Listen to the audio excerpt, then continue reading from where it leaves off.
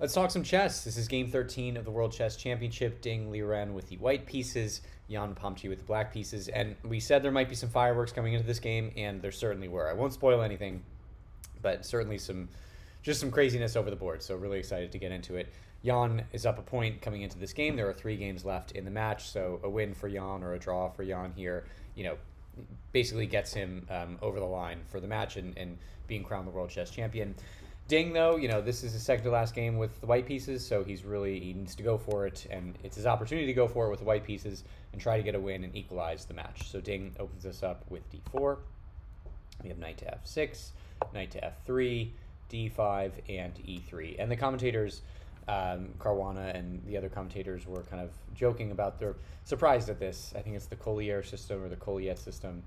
They didn't expect Ding to play this, but Ding has played some surprising openings before and gotten winning chances out of them, so we'll see sort of what happens.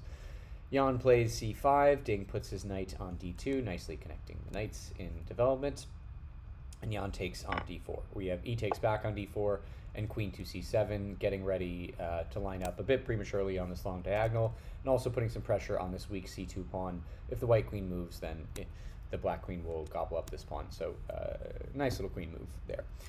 We have c3, so protecting the pawn with the other pawn and adding some support to the d4 pawn, and we have bishop to d7 by Jan. Ding brings his own bishop to d3, so kind of symmetric light squared bishop moves, and then a knight to c6 by Jan, and now Ding castles kingside. And right after Ding castles kingside, Jan brings his bishop to g4, which is kind of a no-no, theoretically in chess, moving the same piece twice in the opening. Maybe we're in the middle game now, not quite the opening. But Jan really wants to pin this knight to the queen, and maybe even trade pieces and just, go into trade as soon as possible and get into an endgame as soon as he can.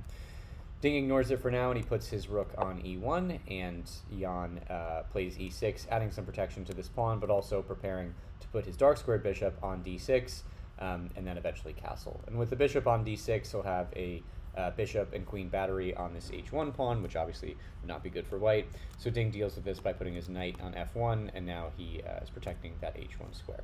That's exactly what Jan does. He puts his bishop on d6, now threatening the square, but it's sufficiently protected by the king and the knight.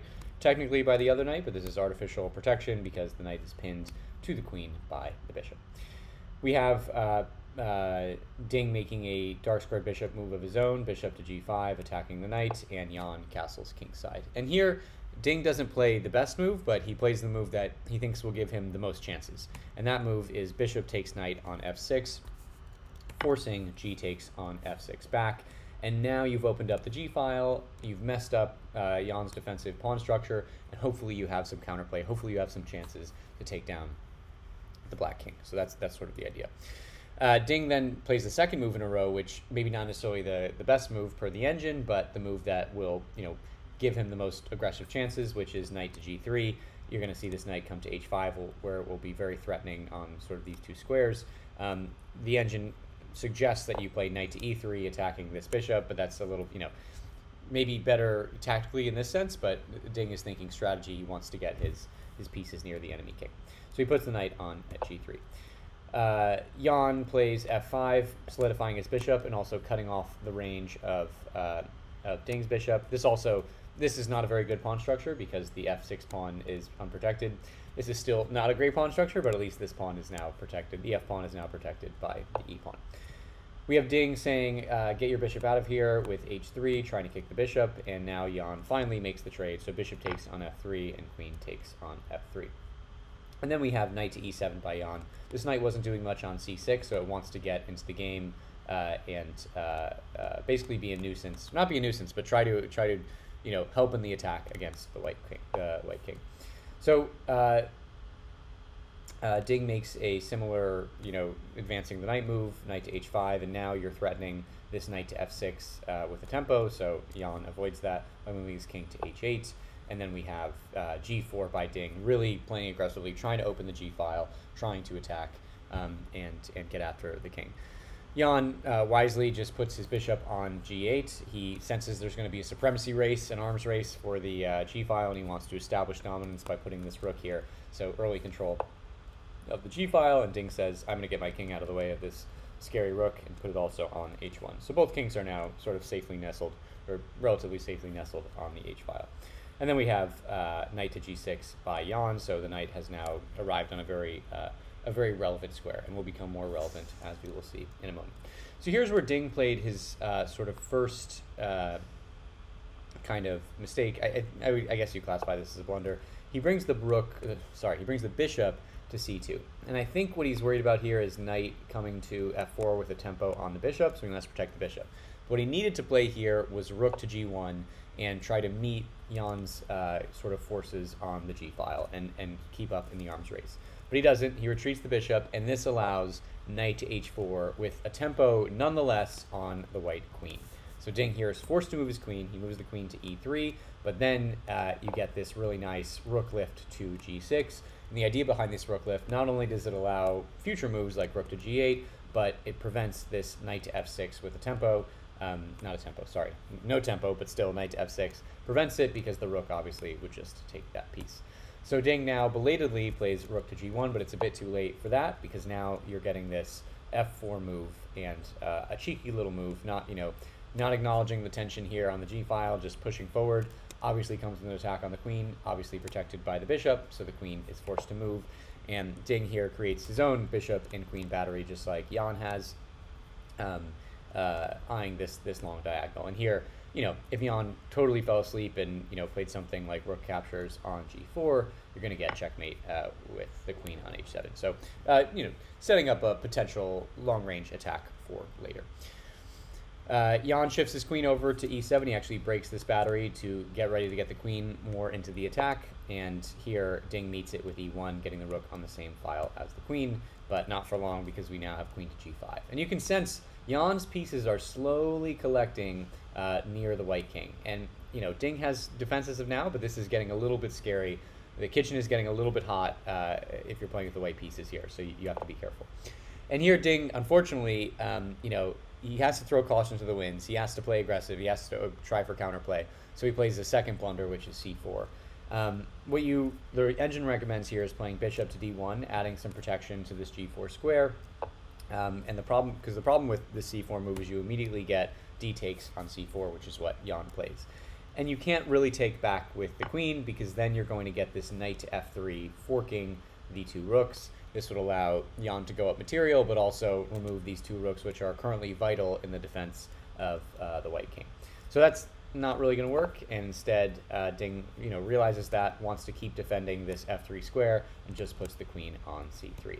But Jan says, I want that queen to go. I'm going to play b5, and Ding here again just plays a4, I think trying to really advance his pawn, but this allows a b4 by Jan, and now all of the squares on the third rank are taken away by black's pieces. And the queen has to abandon the defense of the third rank and abandon the defense of f3, and Ding here takes on c4. Before putting his knight on f3, Jan doubles up on the g-file with rook to g8.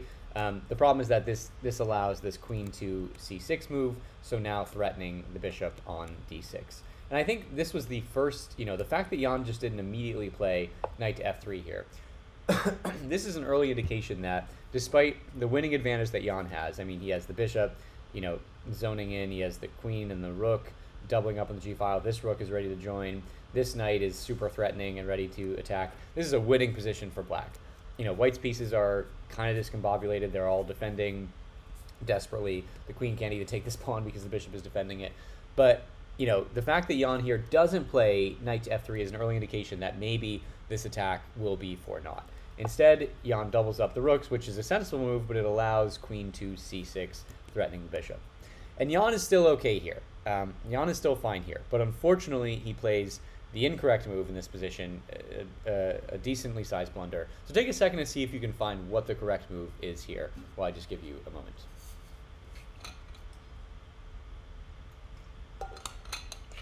Okay, it's kind of a tricky move to find, but the correct move is knight to f5, which is a very cool looking move. This adds a defender to the bishop, of course, so the bishop can no longer be captured. But white can't actually capture this knight. So if bishop takes, then you just get pawn takes back, and now the rook is defending the bishop and threatening to attack the queen with any discovered attacks. But maybe more realistically, you're thinking, okay, why not take with the pawn? But if you take with the pawn, then the pawn has now abandoned the defense of its own knight, and you get queen takes knight on h5, and good luck defending this one with the white pieces. If the white queen takes the bishop on d6, you get checkmate in one, so that's not good. And just in general, it's going to be tough to deal with these two bishops, two rooks. I keep messing up bishops and rooks. Deal with these two rooks that are bearing down on the g-file, the queen that's threatening this h3 pawn. This is just going to be a disaster. So you can't take the knight, and the knight defends the bishop, and you're totally fine here.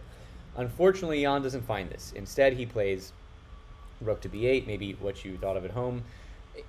Reasonable looking move. The rook protects the bishop is still on the same diagonal. But this unfortunately lets Ding get back into the game, which Ding actually did not take this opportunity. The correct move here per the engine is just to trade the bishop for the rook. You're going to take back with one of the pawns. And now, Ding would be up material. But that's actually not what Ding did. Ding played queen to b7, and this allowed Jan, still... The position is now closer to equal. The queen is still attacking the bishop, but it's also threatening these two pawns, which are, of course, quite important. And here, Jan just played rook to h6, so now threatening this knight a little bit more, getting the rook off of the g-file. But this allows Ding to put his bishop in a little bit more of a menacing position. So bishop to e4, now protecting the queen, controlling just a ton of squares. And you can already start to see, Jan just had a ton of pressure near the white king, a ton of pieces, but they're slowly kind of loosening their grip, whereas Ding's pieces are tightening their grip and getting a little bit closer and getting more into the game and more active. So here, Jan puts his rook on f8. He does not want the queen to infiltrate and take the pawn on f8. And now you can see Jan's two rooks are off of the g-file, so that's not so great if you're hoping to attack with the black pieces. Here, Ding takes the pawn on b4, and also this is a great move because it comes with the tempo. You're attacking the rook on f8. If white makes a silly move, this would be checkmate in one because you take the rook and the king can't move anywhere. So instead, Jan retreats his queen to d8, protecting the rook. And now, all three of Jan's heavy hitters, the two rooks and the queen, are off of the g-file. So sort of loosening, the net of attack, which is a little bit unfortunate. And now we have this really clever move by Ding. He puts the queen on c3, obviously controlling a bunch of squares. But most importantly, if he plays d5, you're going to get this discover long-range check. I drew a nice graph here. You can see the x equals y on the diagonal. But yeah, so the queen is just controlling a lot of squares, and now you have this threatened discovered check. So to deal with this, Jan brings his knight to g6, and now like all of Jan's forces have retreated. The bishop, the knight has retreated, the two rooks, the queen has retreated, and they're all now sort of scrambling in defense as this position looks better and better for white. And here, Ding brings his bishop to g2. Bit of a defensive move, but at the same time, it opens up the e-file for the rook, because Ding knows if he can get this d5 move in, a rook on the semi-open e-file will be super important. And Jan tries to develop, get back into an attack with his queen to h4 move, so, just threatening to do something and shake things up, and also threatening this f2 pawn, but Ding just defends it with rook to e2, defending the pawn. And here, unfortunately, was really the real, we've already had a couple of turning points in the game, but this is where the game was ended on this next move. So see if you can find, see if you can guess the move that Jan played here to essentially end the game. A move that maybe looks reasonable, but actually ends up just losing the game. Kind of a weird question, but see if you can find it. Okay, the move that Jan played, most unfortunately, is f5. And the issue here is Jan is trying to get an attack going. He's trying to bust up these G and H pawns. But the problem is that he abandoned the defense of his e-pawn. And I haven't seen Jan talk about this move. Maybe he didn't see it. Maybe he was just short on time. Maybe he was just frustrated and trying to get counterplay. But this allows the immediate rook takes on e6. And now you've got a queen, you've got a rook, you've got a pawn, and these are you have other pieces too, but you're attacking with these pieces, and they're going to be tough to stop. You have a bishop that's ready to jump in. So now, you're in big trouble if you're defending here with black. Jan tried to give back some material. He takes the knight on h5 with the rook. Ding takes back, and now Ding is up the exchange, so winning here on material, also threatening the knight.